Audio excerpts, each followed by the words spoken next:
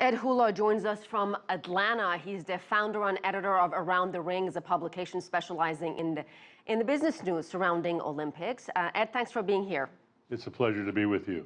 Clear something for us. Track and field athletes, Russian track and field athletes, might be able to compete if they're approved on an individual basis.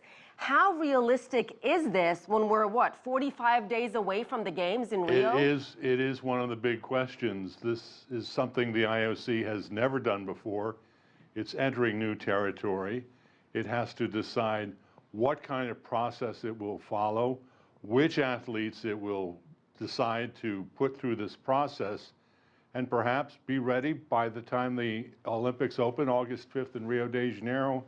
It's going to be quite an interesting story to unfold over the coming weeks, for sure. Let me ask you about Kenya. They have also been deemed non-compliant with anti-doping rules.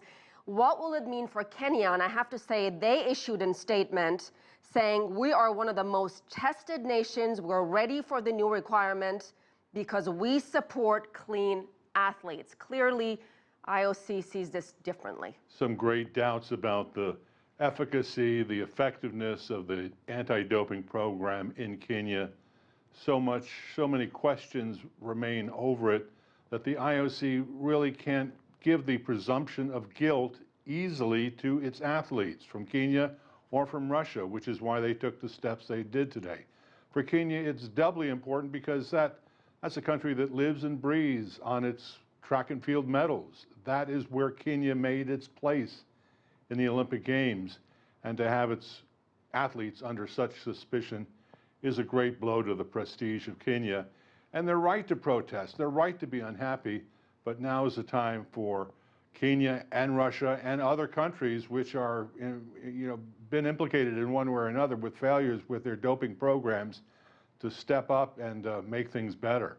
Has this process perhaps been unfair to the clean athletes? Russian President Vladimir Putin kind of phrased it this way: if some of the members of your family have committed a crime, would it be fair to hold all the members of the family liable, including you?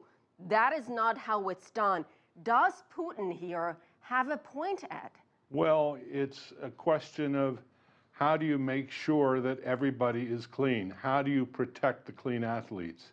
The IOC has switched its thinking about anti-doping from punishing the dopers and going after those who commit infractions to a new way of looking at things, and that's protecting the clean athletes. That's what we're hearing more and more of from the IOC in the past couple of years.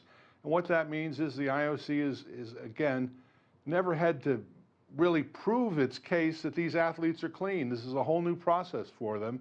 So they've got to figure out what they can test these athletes for, how to carry out the testing to make sure that they have clean athletes. But the presumption of innocence that they used to assign to athletes in the case of Russia, in the case of Kenya, with such obvious deficiencies, violations in their doping program, makes it difficult for the IOC to just accept everybody like it used to be done before. And how much do you think this doping scandal has tainted the integrity of sports? Well, it is a real blow. This started percolating about a year ago.